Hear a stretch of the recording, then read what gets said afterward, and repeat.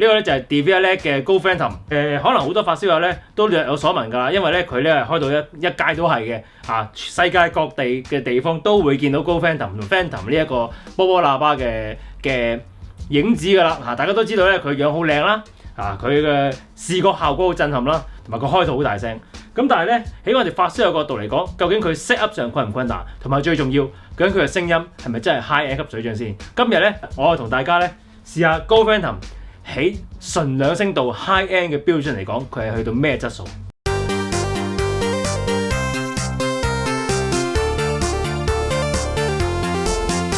？Gold Phantom 咧係屬於 Phantom 波波咧最貴嗰隻，功率亦都係最大，咁所以咧基本上嘅效能咧就係你見到呢個波波樣裏面最勁㗎啦。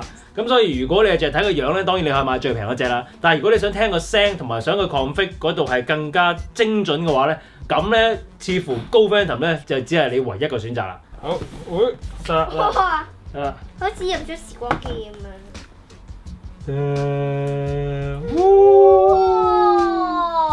哇！你唔好搞，你唔好搞。唔係，我要搞。嗱，呢個一個啦 ，OK。好重啊！我有手臂啦。Gold Phantom 咧最容易睇㗎，金色嘅呢度。咁啊，呢個就佢專屬腳架啦。咁啊，特色咧就係咧，佢可以將所有嘅線咧就隱藏得非常之好嘅。咁呢一抽嘢咧，而家梗係唔靚啦嚇。咁其實咧佢有啲咩咧？係有條 Toslink 光纖啦，係有個 IC 電源插啦，同埋有條網線嘅。咁咧直接咧就落咗去下邊咧呢度㗎啦。咁所以咧就基本上咧就可以將所有嘅線咧就隱藏得非常之好。咁我哋而家就將個 Gold Phantom 咧就擺咗去裝好咗喺呢一個原裝腳架上面先啊！嗱，大家睇睇啦，呢度咧其實咧佢有個嘅呢一個位啊，呢個所以咧呢個基本上咧就係好易裝嘅啫，因為咧佢呢一隻腳架嗰度咧亦都有個嘅對就咁擺落去搞掂。影到個波定影唔到你個頭？影唔到呢個，手指指住。影到。OK。好啦。得 OK。OK。咁啊見到啦，呢個咧就 Toslink 啦，網線啦。咁呢度咧就係 IEC 電源插。咁如果你唔想收埋啲線咁靚咧，就咁插就得㗎啦。咁但係想收埋啲線靚，梗係用翻原裝腳收埋好佢啦。咁啊好重啊！裝好咗之後咧，咁跟住就將呢一紮線咧就即係塞晒落去，然後咧最尾將 IC 冚一冚完之後咧，就好似呢邊咁㗎啦。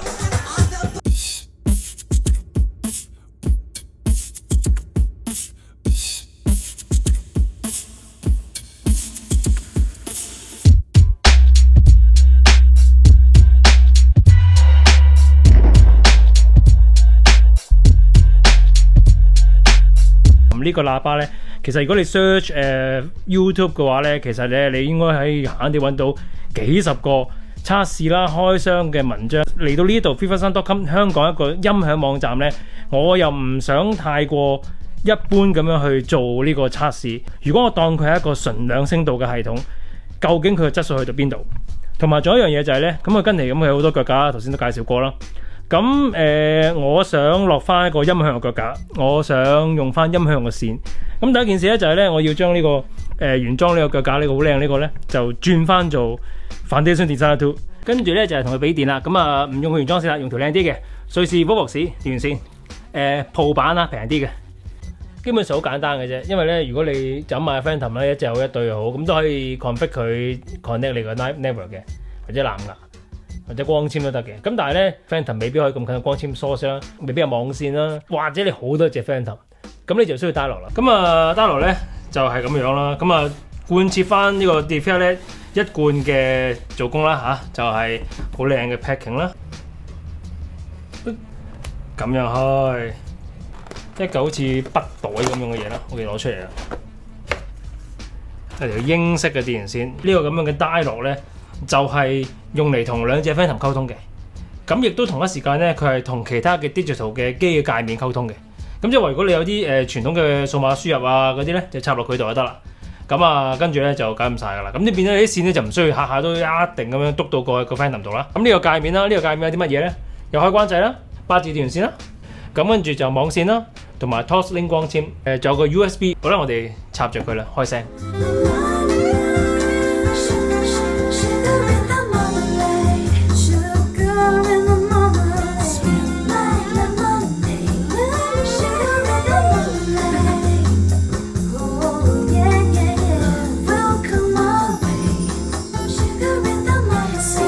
咁我哋就可以入去 config 佢啦。係啊 ，start 啦。頭先嗰啲音樂真係好正，我每一次聽到我都覺得自己去太空館。嗱，又去太空館嚟㗎。而家我哋又去睇緊9大行星。咁而家佢 detect 到2個 config 好多個都得嘅。咁佢 detect 到2個就2個啦。Yes, I have 2。OK， 咁亦都係要去摸摸佢個頭嘅，幾好玩。搞掂，搞掂。好啦，摸完啦，睇唔睇到啊？其實我都唔知佢要 config 啲乜，不過咁 config 完之後咧，理論上咧搞掂。理論上咧，呢2個喇叭咧就好似有線咁樣咧，就駁住咗個 dial 噶啦。我哋要做咧就係 config 佢嘅位置啦。兩隻都係播緊啲太空館 background music 啦。咁跟住咧，我哋喺上面就有呢個 living room、kitchen 啊，理論係分區噶。咁其實只係俾你認住嘅啫嚇，就唔係話有啲咩特殊嘅效果嘅。即係你可以擺好多個波，分咗好多個區。咁到時你可以揀啲波，你由唔同區播晒唔同嘅歌又得，或者係唔同區播晒同一首歌又得。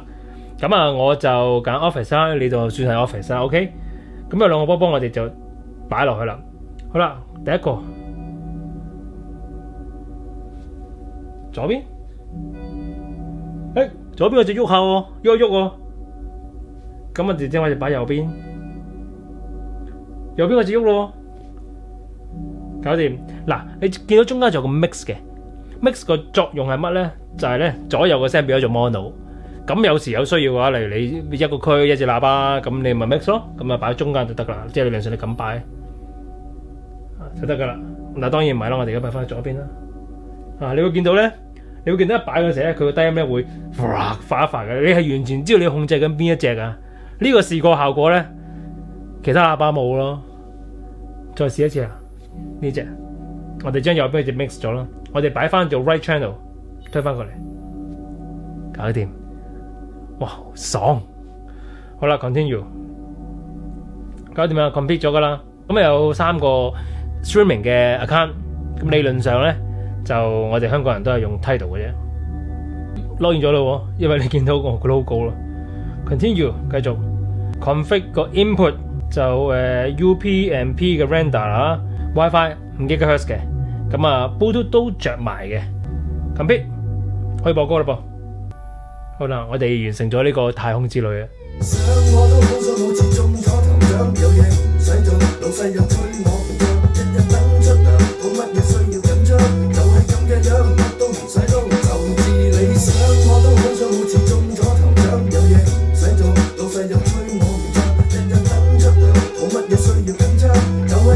好啦，咁而家基本上咧就係用翻Tidal streaming 就已經 OK 噶啦。咁跟住 source 啦，就呢度啦。有 Spotify 喎，有 AirPlay 有Tidal，其實齊晒啦。Internet Radio Play。好啦，呢個就播放界面啦。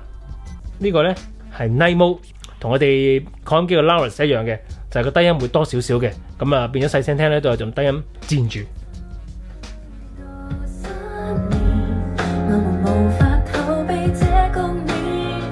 咁咧我就試埋 Spotify， 就唔試 AirPlay 啦，因為試 AirPlay 咧就 AirPlay 麻麻地好聲嘅啫。係啦，咁你見到呢度有個 Office 啦，咁呢個 Office 就係呢個 Phantom 噶啦。我哋試下 DLNA 啊，個 app 最緊要都要試埋 DLNA。AK Connect 呢個咧就大家可能冇玩過啊，就係咧即係其實咧 Ask&Kel 咧自己開出咗個 app 咧就可以播嘢嘅。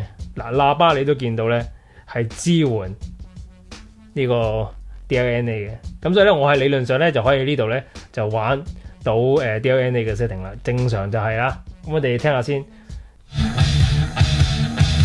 冇問題啊。波冧咧，波冧控制唔到，喺呢度控制啦。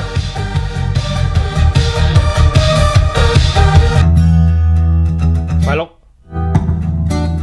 完全冇問題啊！嗱，呢啲係好用嘅，因為佢咧快碌咧佢夠 buffer 啦，夠速度啦，跟住咧快碌嗰陣時咧佢會瞄一瞄先嘅，就唔會噼啪咁樣。咁你聽起上嚟咧揀歌或者跳播都係好順嘅，成個 experience。咁咧呢個 app 咧大致上咧，我就同大家試到呢度啦。咁啊，跟住咧就同大家講下聲啦。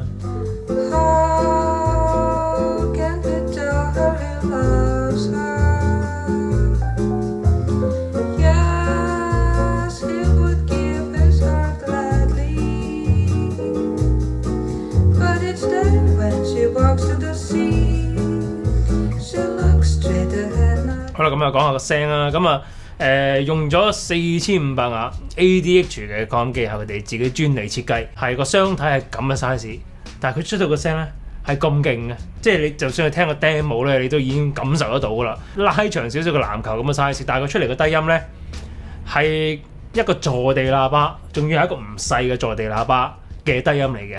咁啊，中高音咧好線性、好連貫嘅，因為佢用同軸中高音嘅，咁所以大家可以放心啊。佢嘅定位同聲場咧係做得非常之好嘅，佢甩得非常之靚。其實大家都估到㗎啦，同軸中高音圓形嘅波啦，咁所以咧入邊基本上冇雙體諧振，雙身亦都係冇有害擾射，因為佢低音咧兩隻單元咧係對向咁樣去行嘅，咁所以咧自身咁樣抵消咗個雙體嘅諧振。當開到好大聲嗰陣時，係真係好大聲。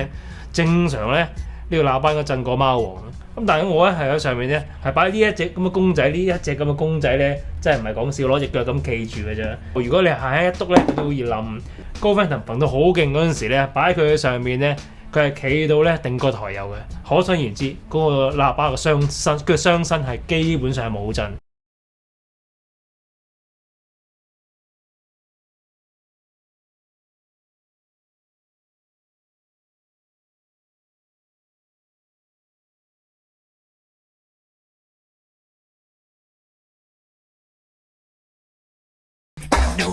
咁所以咧，我哋亦都聽唔到音染啦，亦都聽唔到雙體嘅音源、單元嘅音染。咁啊，呢個係個非常之高嘅技術嚟嘅。我以為擺落去 Foundation Designer 2腳架咧，佢會好聲啲。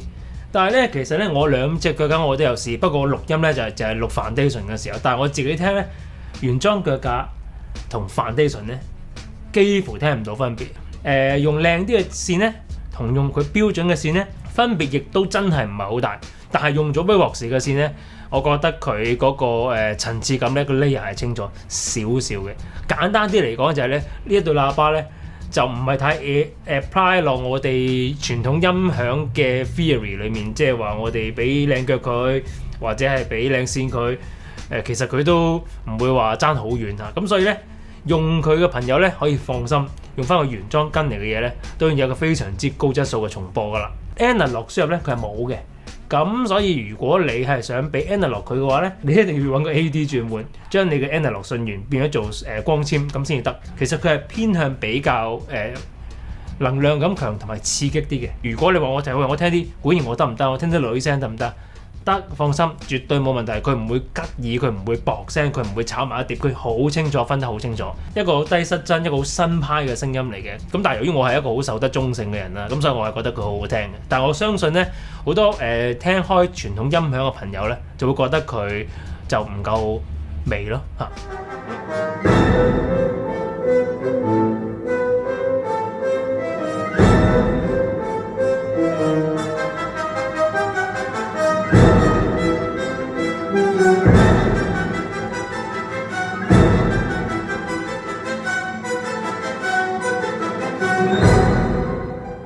一個高 Phantom 咧就係25,000幾啦，咁啊兩隻就大概係5萬蚊左右嚇，咁啊加埋個 Dialog 幾2800蚊到嘅啫。大概你係預成個 full system 啊，包括呢個揀歌嘅 app 啦、解碼啦、擴音機同埋喇叭，大概就係5萬零蚊左右嚇。咁究竟佢出嚟嘅聲音係咪5萬零蚊嘅 system 咧？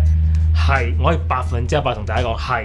用佢嚟聽流行曲 perfect， 用佢嚟聽一啲室樂，一啲對聲場同定位非常之講究嘅音樂，亦都相當適合嘅。咁啊啱啲人咧，如果你係對音樂有啲要求，但係你又唔係我哋音響發燒友嗰種啊，需要即係搞幾件嘅，咁呢個產品咧一定合乎你嘅要求噶啦，應該係超越你嘅要求添。